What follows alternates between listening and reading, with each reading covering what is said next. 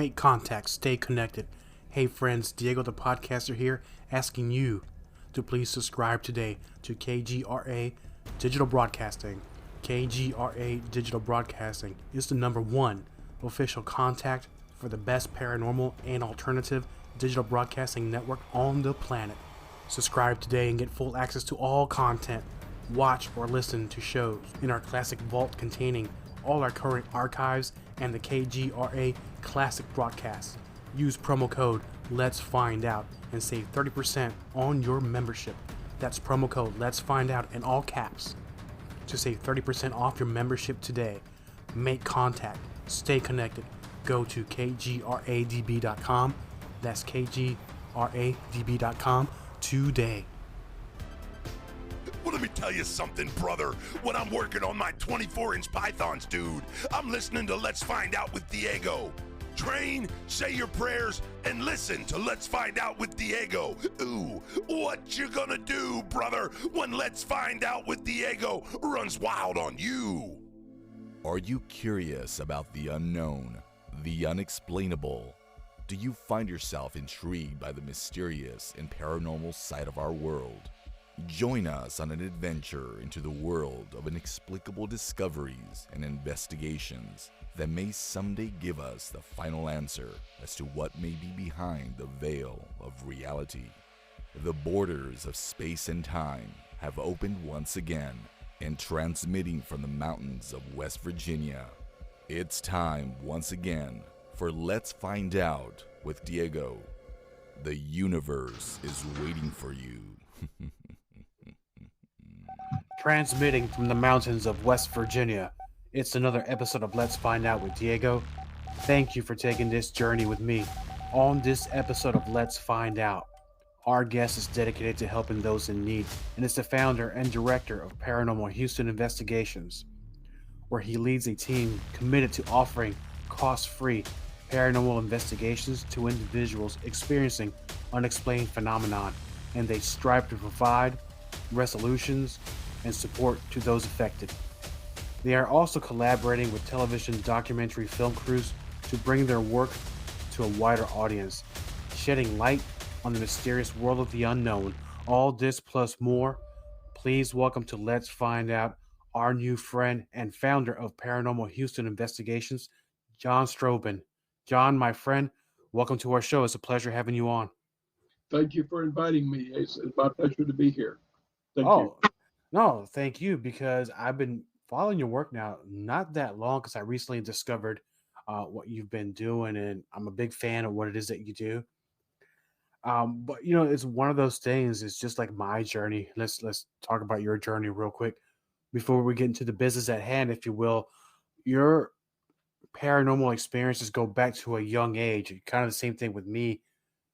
Can you tell us about that early experience, and when did you figure out that experience that you had was paranormal? Well, I'm kind of slow. I guess I figured it out about the age of 10. And that's when some of my dreams that I would have would start coming true. And so when these dreams started warning me of danger that was going to happen to me, or times when I might be harmed, these were very protective dreams. And that's when I started to realize that I was having paranormal experiences. And during that time, did your family have a history of these type of experiences, or was it just you? The family didn't talk about it. Now, there were experiences that I did share with my brother. I can recall one night when my brother and I seemed to have separated from our bodies and were floating around the ceiling of the bedroom together and talking. And so it seemed like these were more dream state things than anything else to me at the time. I do remember that one night my mother came in, she heard us talking together, and we were sharing a dream and we were fighting spiders. And when she made a comment, that's when I woke up. I was really in a dream state. And I thought it was interesting that my brother and I were actually sharing the same dream. So, I would say that my brother definitely shared some of these experiences, and he has an interest, of course, in the paranormal himself, even these days. And well, you said this is right about the age of 10. Did this continue? Because it's been in my experience. I don't know about anybody else's. I usually will have them frequently, and then I could go probably about 5 years in between, and then it comes back.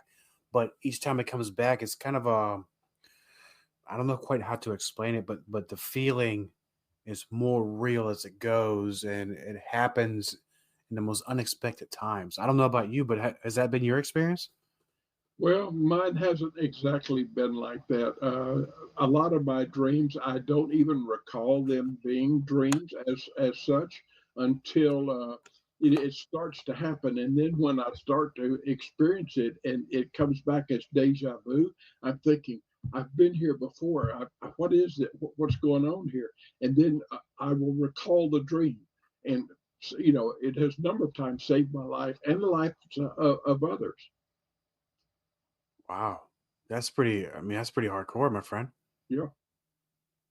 And going along that time, so then as you're getting older, when did you develop the interest and actually going to explore and start investigating these occurrences, not only your own but maybe other people's? Well, I started to begin to explore it about 2007.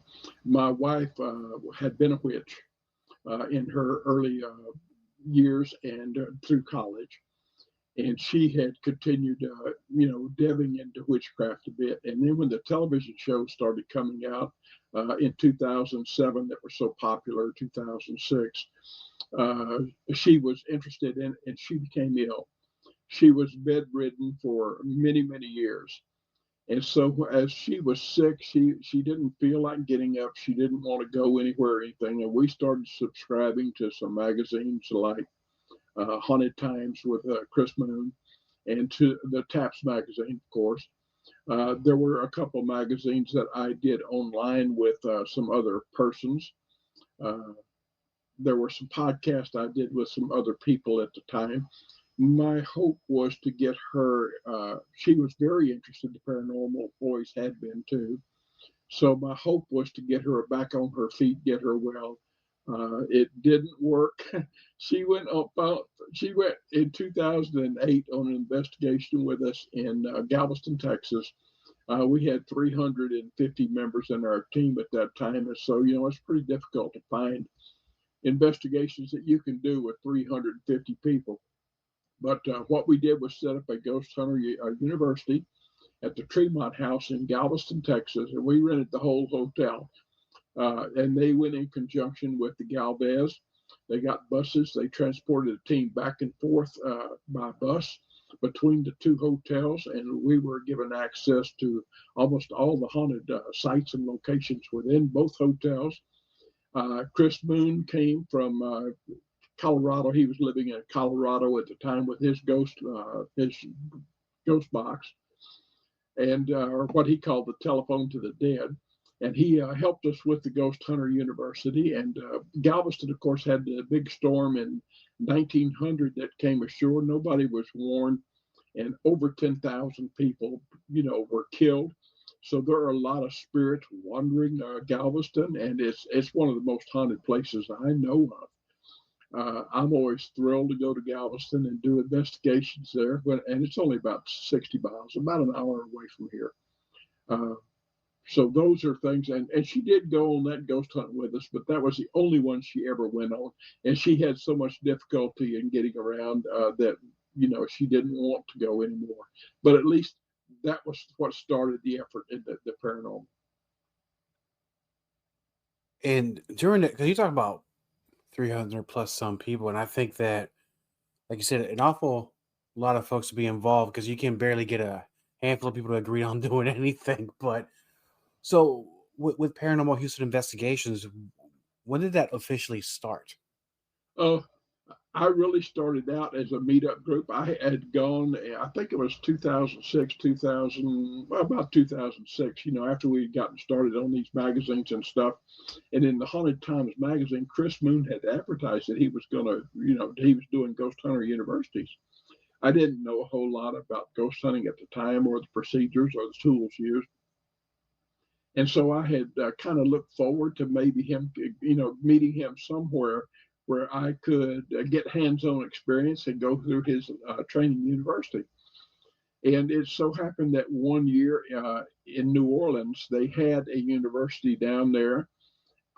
Everything worked out on my calendar so I could go. So I went and attended it, and it was one of the most amazing things I've experienced I've had in my life. I was thoroughly enthralled by the whole thing. I learned a lot. And when I got back, I couldn't find anybody that was as serious as I was about it. So I started a meetup group. And we started out as Houston Ghost Towns Meetup Group. And that's how we started. It was about 2007. And during that time, so what the easy question I'll ask because is on my mind. I was going to ask you first, but I guess a little backstory from you, and we're going to build up to it. So what is it about Houston? What areas in Houston? Because you talk about the other city, but what's going on in Houston as far as what are the more haunted locations there in your town? We have a number of Houston locations that are haunted. There are a number of cemeteries that are haunted, where the Glenwood Cemetery, where Howard Hughes is buried, and a number of local Houstonians. Near us, too, we have Crosby, Texas, which is not too many miles from my house. That is built on, it's a Newport cemetery, Newport subdivision built on top of the Black Hope Cemetery. Recently, we went out to a site that was Fort Bend Independent School District started the foundation for a school and came up and uncovered 95 bodies. And so they couldn't build on that site. So we've done an investigation there recently. I went with another group there to do that investigation. But we also in October took Channel 2 News around the city, and we went to the San Jacinto Battleground where there was a place there. One of my favorite places there is at the end of Battle Carnage, where 600 Mexicans were killed. The Texans were irate over the Alamo and the losses at Goliad, where people were actually executed and killed when they weren't even armed. And they were so outraged that they did the same thing, here in Texas, killing the Mexicans, the 600 of them. And actually, they killed more Mexicans in that outrage at the end than were killed at Goliad or the Alamo. Well, about the same number, I guess, combined experiences there. So I like the San Jacinto Battleground a lot. We have a number of locations around. We also took Channel 2 News to La Carafe, which is a bar, which has a lot of paranormal activity. They're not promoting it as much as they used to. They used to have seances there in October. They didn't do that this year. They're under new management. There are a number of places that have closed around town, but I have probably a list of over 150 places to go to. We're near Spring, Texas, too, which is on the north side of Houston. And Old Town Spring is very haunted. So, we have Patterson Road. We have there's a road out. But we've got places all around us that are just filled with activity. Yeah, and Houston will keep you busy in itself. No, you got to go to Galveston, you got to go to Dallas, Sure, anywhere in the state, of course, sure, because the state's got sure. so much history. It does. It does. And one thing I found very interesting, I'm always not me. I've never been approached by any news service or anything like that, but I've known people that have, and we're always kind of weary about when the media reaches out to do a story, or you take them around these areas. How do they treat the subject of the paranormal? Because sometimes it's been my experience that they say, yeah, well, we're going to document what you're talking about, be respectful. But sometimes the way the end product is not as great. How was the experience with that news station? Well, in general, we've had good experiences with all the news stations we've dealt with. Now, we did a documentary for, it was really a newscast that was put on the air, oh gosh, many years ago. I think it was around 2011 for Channel 11 on the Black Jesus statue at Huntsville, Texas, which is about an hour and a half north of Houston. They were having reports of it moving and some other activity up there. And so they called us, asked if we'd be willing to go investigate it and let their reporters tag along. So we did do that. And so that is on the Channel 11 news site. We also did one with Channel 11 News on the battleship Texas. Uh, Yeah, it went a little awry on our part, and they actually identified my name is on some other gentleman there. And he wasn't actually Jon Strohbehn, but those little errors do occur. But it was, as far as I'm concerned, it's okay. I don't mind. Oh no, that's great because it's what it's usually, and to be honest, is when they start doing reports on we're talking about UFOs when they tease you right before the commercial XYZ happened, then they come on, they start playing these the news or the reports of the UFO, then they start playing the X-Files music. I'm like, man, you had me. And I start getting mad, I just turn it off. But no, I'm glad that they treated you very well because these, you know, the history and the purpose behind these hauntings are very important. You really got to treat them with a lot of respect. Sure. And with the many investigations you've done in your area and other cities, I'm always curious because I know there are times when people capture these evidence or EVPs or something happens there to where the spirits communicate with the investigator or any other members of the group. Has there ever been an instance of I'm gonna give it a generic name. Let's call the spirit Frank, right? So Okay. let's say you contact Frank and he's telling you what happened or you know the reason why he died or why he's haunted the place. You can go to another city or another town. Are these always different spirits? Or has any of the other spirits go there as well? Do you see Frank in in other parts of town, or is he just strictly to that location? Well, I think if I hear you right, you're asking if some of the spirits follow us, and the answer is yes. One of the most the person that we had the most contact with, perhaps, was a guy by the name of Steve Hewen. His wife came to me. She was living in Mississippi, and she came to me back in 2008 or 9, maybe it was 10.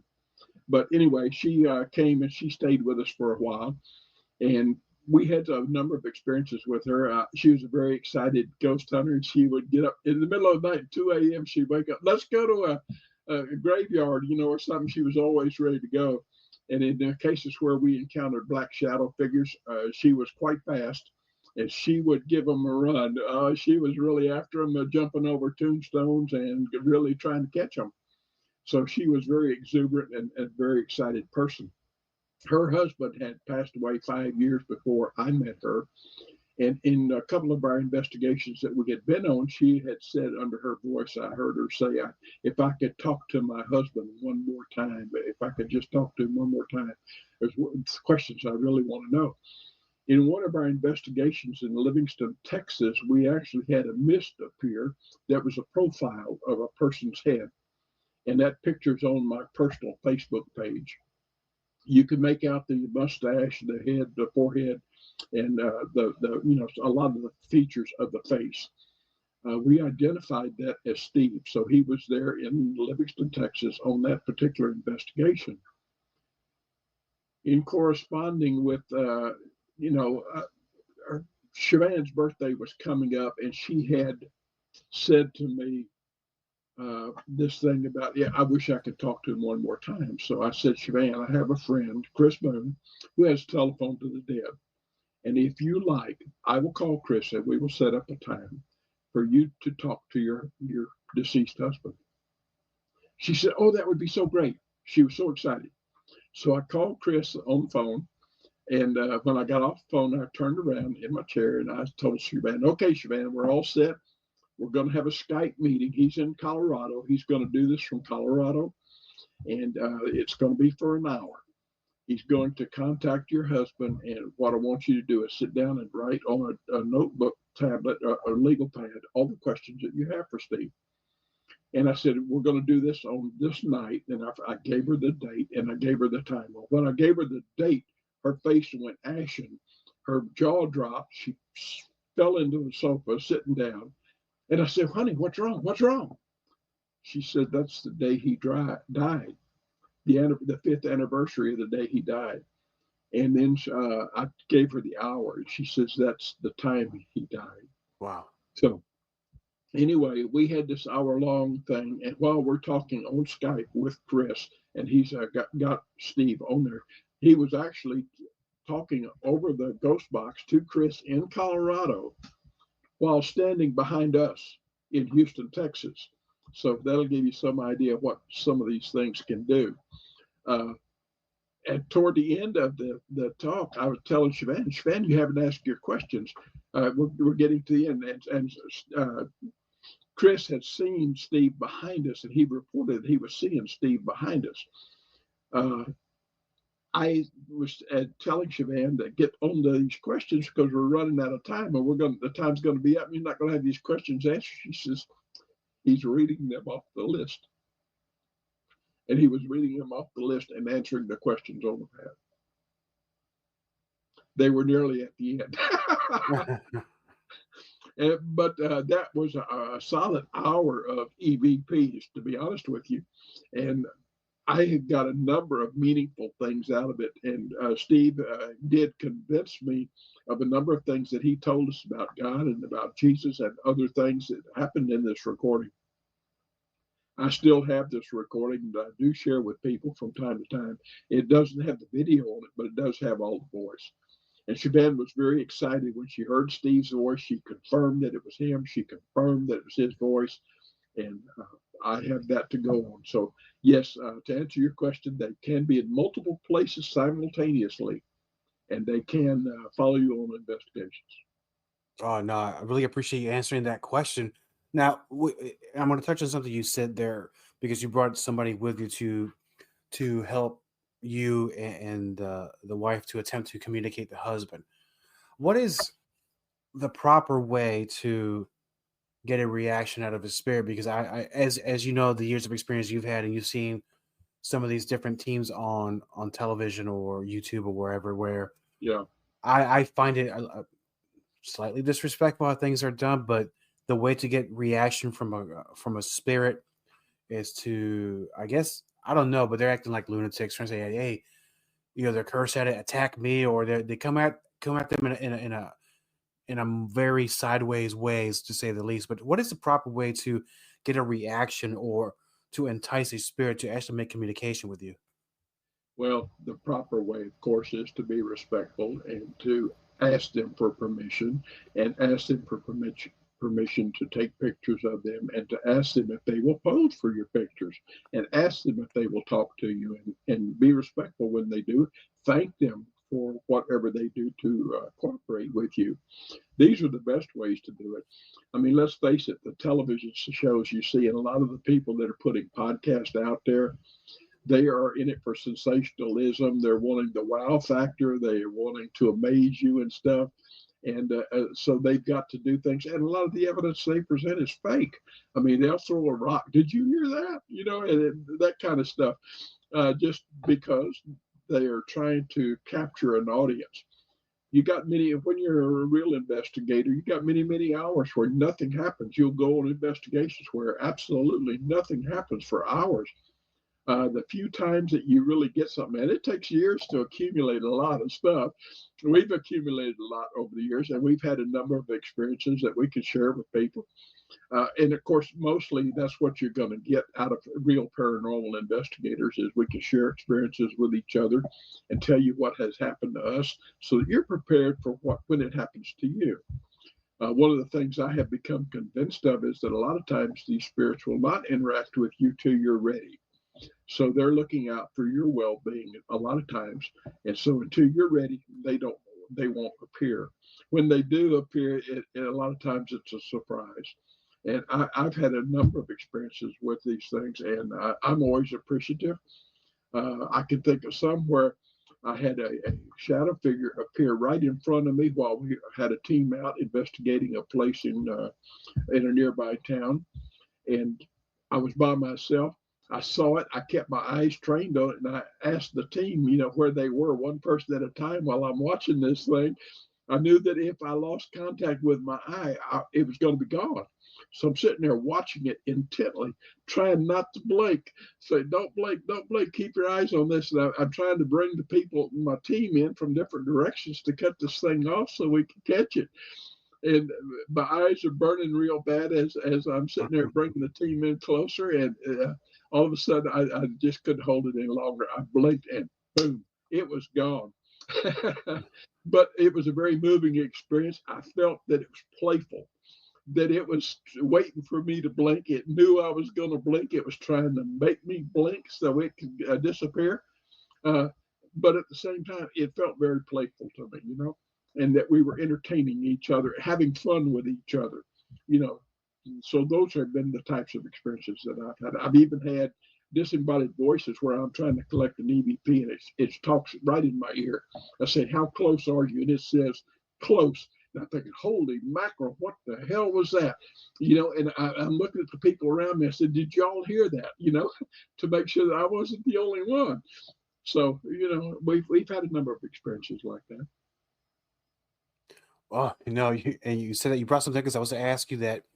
And I know there are times when they communicate with you, you kind of feel at ease with that spirit. But has there been a time to where fear or concern came upon you when something made evident that, hey, I'm here, but they had kind of like maybe a more of a negative experience with it? Yes, I have. There was one in particular that I probably will never forget, and it's made quite the impression on me. It was during that trip to the hotel in the Tremont House in Galveston. My daughter was picked up by a spirit. I mean, physically picked up, slammed down on the floor, and it began to choke her. It got on top of her and was choking her. She was wiggling on the floor trying to get away from it. I was a rescue captain in the fire department for 10 years, and I'm watching this and I'm thinking, I froze.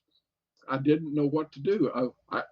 My natural tendency was to go over, grab it, and yank it off, but I couldn't see it. I couldn't tell what it was. How do you go over and grab something and yank it off when your hands go through it, And I'm sitting there mystified, not knowing what to do. Well, today I know what to do, and I'm prepared. So if it happened again, I wouldn't be in that state because I know what to do. And I think that's the most important part is if you know what to do next, then it doesn't frighten you so much. But if it catches you off guard and you're not prepared, you're at a loss and you freeze up. You don't know what to do. And there are moments of fear then. No, and I think it's healthy to fear because that way you don't make mistakes in a way. What I'm saying, you're not fully prepared to deal with what it is that you're prepared. Well, I mean, how do you prepare for the unpreparable, right? So, That's I right. mean, what do you do, especially in a moment like that? Because I've never witnessed or had an experience quite Yeah. shocking like that. So, once that was all said and done, how was she? Was there any marks on her? There were, of course, Um, bruises and marks on her, yes, and prints on her neck and stuff. So yes, that did exist, and they're quite often. My daughter is very gifted. She's pretty good psychic.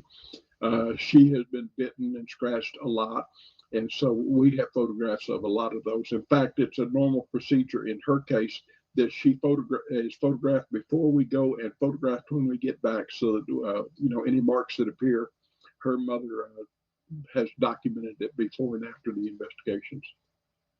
well, we're talking about your daughter as an adult now. Now, correct me if I'm wrong. Was there any evidence of this as she was growing up that she had this gift or this ability? Well, yes, there were. In fact, that's a bone of contention between us today, in that she always reminds me that I was on her case to find friends that she could play with that, were real. Can she find some real friends to play with instead of imaginary friends? So she was having these experiences as a child, and I was thinking they were imaginary, not realizing that they were real. That's fantastic and very interesting at the same time because I remember going back to my childhood, I would say, Matt, not quite to that extreme, but because, as an only child and, you don't go out much, you have to find ways to entertain yourself. And Sure. sometimes, I don't know if I manifested it's like not another reality, but I know that I would stay home, wait for mom to get home, and it felt like it took just minutes, but it probably was just hours. But I was with my imaginary friends as well, but not to that extent. I don't have any kind of gift like that at all, my friend. But so now we're moving forward with all these years of experiences that you have, because you're also helping other people, giving them advice too with their groups as well, right? We do publish daily, try to post on a number of sites, a paranormal term of the day.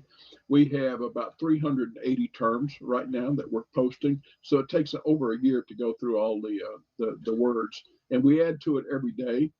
Uh, we'll pick up a new word every once in a while, and of course, we get comments all the time from people. Oh, I haven't talked about that, or I hadn't heard about that, or that's new. It's something that, and then again, some of them say, "Hey, I just ran into that yesterday, or in an investigation.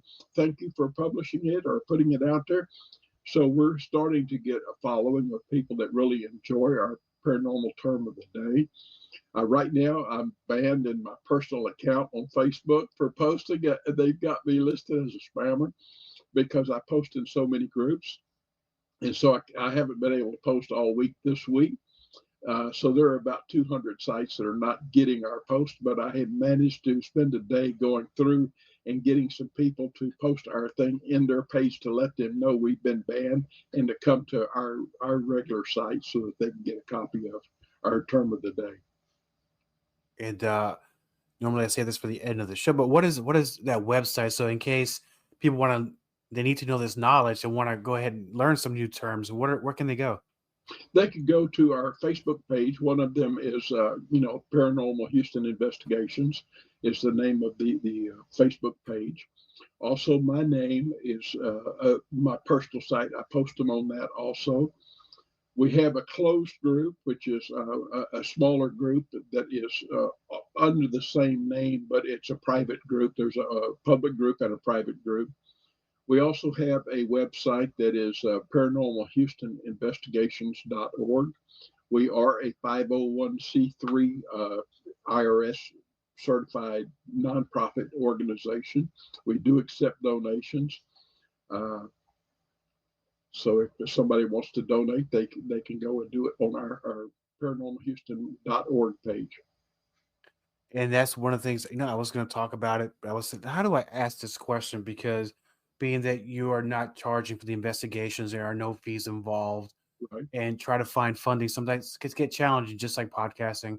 So Sure. sometimes you have to go to these conventions, sell merchandise in order to generate income.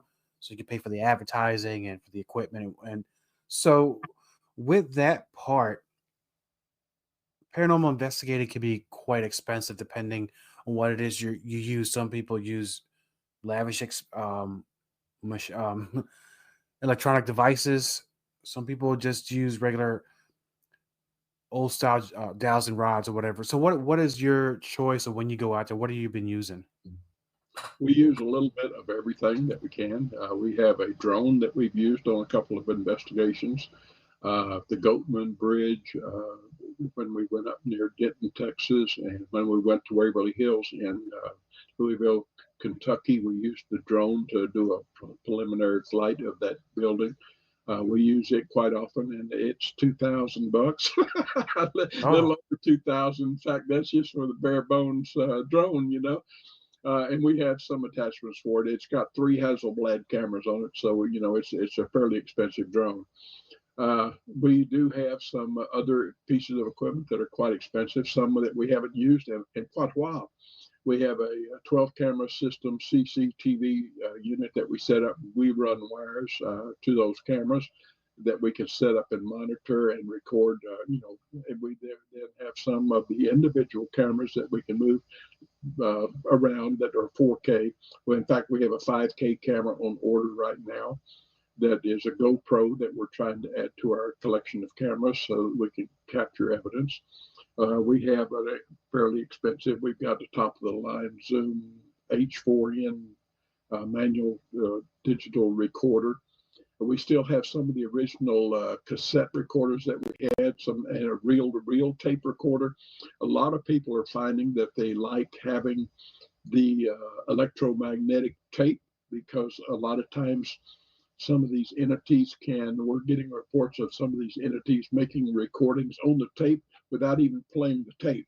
It's electromagnetic in nature, so they can project an image on the tape in an unopened package for that matter, Wow. But so we're experimenting in those areas also, and I just picked up. I had a reel-to-reel tape in storage. I just got it back out, and we're cleaning it up and getting it ready to start trying to use again for some of the EVPs where we set up. So, but it takes a lot of room and stuff. I'm really looking to get a van that we can put all this stuff in, and we haul our stuff in trailers in the past. It's a lot of equipment to have to haul and carry. But we're hoping to get a closed-in van that we can permanently install some of this equipment in, and a big television monitor so we can monitor everything from the van.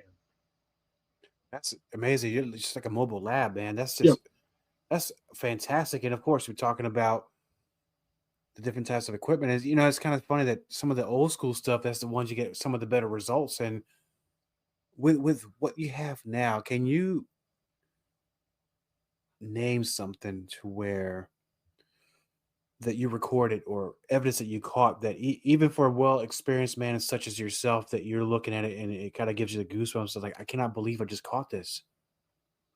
We've got a number of tapes that we keep that have been meaningful for us. One of them was one that started us on our public when we started to help restore cemeteries and do cemetery cleanups. We had been out restoring a cemetery that needed love. We had been on a tour of Belleville, Texas, that had some kind of a haunted tour that they were doing, where old houses were open that they had opened up, and they had sold tickets to let people come and go through their homes. And we took the tour through their homes. Some of the homes dated back to the Civil War. A number of them had cemeteries nearby that had Civil War people buried there. And in one of the cemeteries that we went to, we picked up an EVP of a little girl. And that EVP was, "Help me!" And that's all we got while we were doing EVPs there. There was a cold spot. We were having a temperature drop, and one of the investigators is in the background. You can hear him reading out temperatures as the temperature is dropping, and we're trying to collect EVPs from this person, and we get this child that says, "Help me." So anyway, when we got back to Houston, we found the EVP. We played it back to the team, and that's when our team decided that we wanted to go back to that cemetery, find out what this little girl wanted and why she needed help. Unbeknownst to me at the time, some of the team members had bought some teddy bears and some toys for a little girl.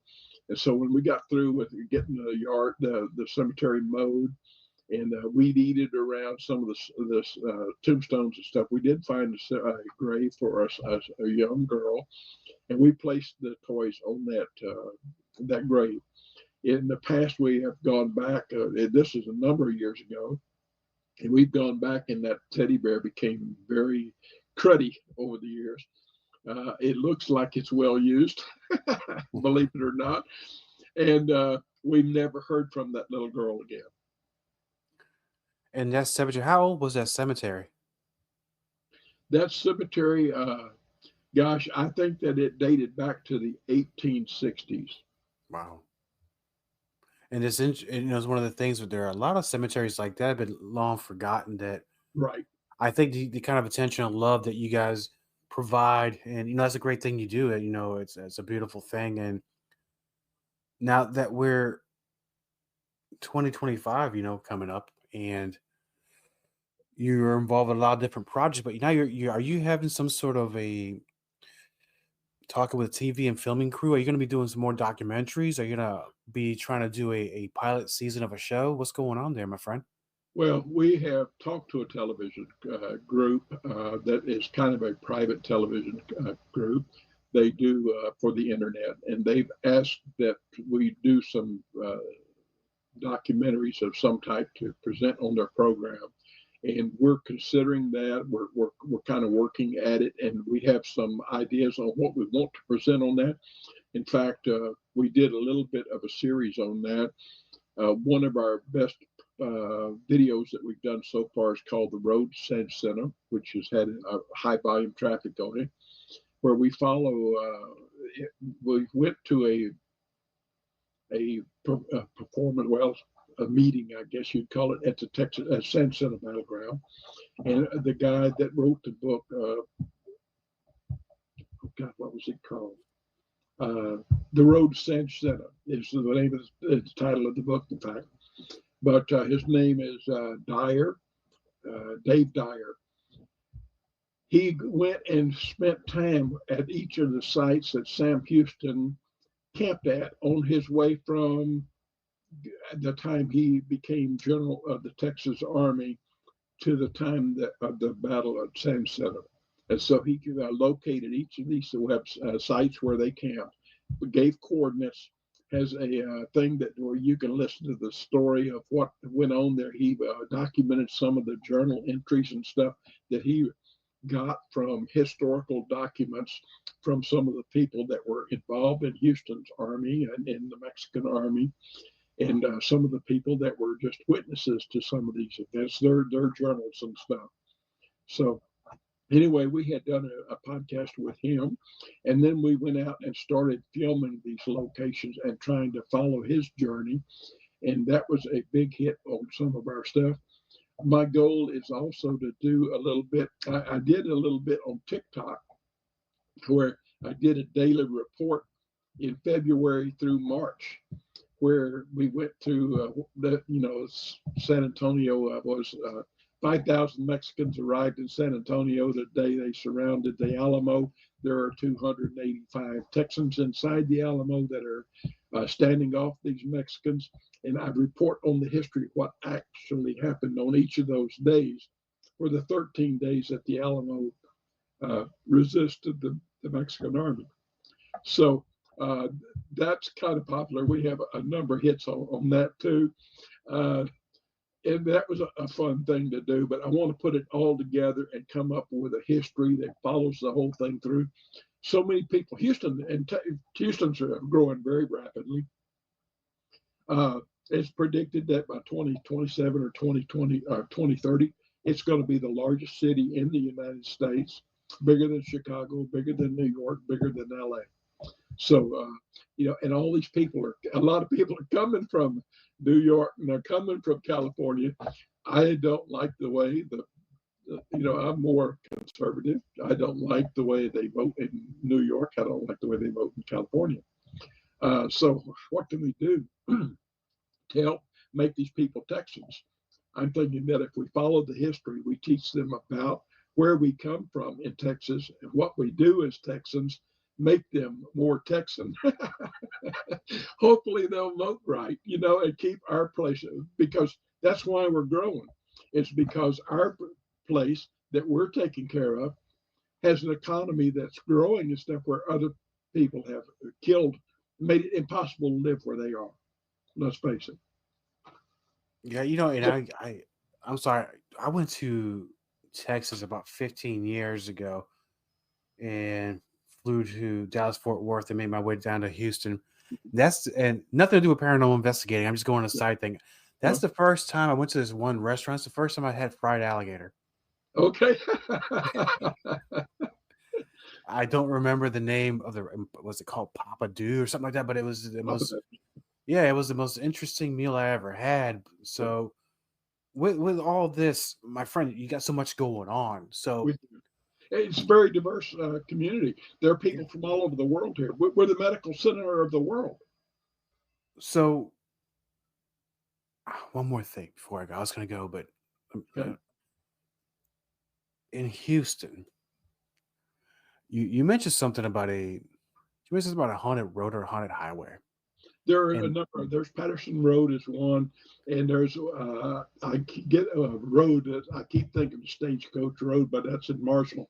But there's one that's out near Dayton, Texas, that is a similar road that has a light on it that we've been to too. But the name of the road's not coming to me right off the top of my head.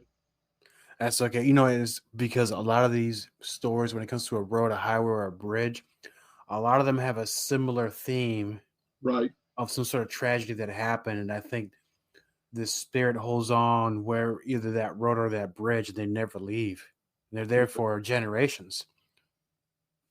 So, for our friends and listeners of the show, and I know we mentioned the websites earlier, but they want to learn more about your group and where you're going to be next. Where can they find out? Well, they can, if they have any questions and want to contact me personally, they can go to houstonghost@gmail.com. That is my email. And then, of course, they can go to our website, Paranormal Houston Investigations.org, which is our 501c3 site. And it's got a form there for contacting us and things. And you can go to our Facebook pages, Paranormal Houston Investigations. We got the YouTube channel, Exploring the Supernatural. We've got TikTok. We've got Instagram. We've got a number of sites. Excellent. And once all these projects, and once you get that TV show up and running with the film crew, I would love for you to come back on the show. Let's talk about it. Let's see what you find out there. And if you have some news stories you want to share, please come back to the show. We would love to hear about it. Okay, very good. Thank you, my friend. This has been another excellent episode of Let's Find Out with Diego. Please check us out on all our social media pages, as well as on YouTube and Rumble. Like, share, and subscribe. Also, Let's Find Out is on KGRA Digital Broadcasting. Catch the show on Saturdays at 2 a.m. For more information, please visit KGRADB.com. That's KGRADB.com. Together, we will get one step closer to finding out. Thank you for taking this journey with me. Until next time, my friends. Let's find out with Diego, the power of Diego Mania. All content for Let's Find Out is property of co-host Diego and is served directly from our servers with no modification, redirects, or rehosting. All celebrity impersonators are paid performers. The impersonated celebrities do not endorse or promote any views or opinions expressed by our guests, co-host Diego, or Let's Find Out. The information shared on Let's Find Out is provided on an as-is basis, with no guarantees of completeness, accuracy, usefulness, or timeliness.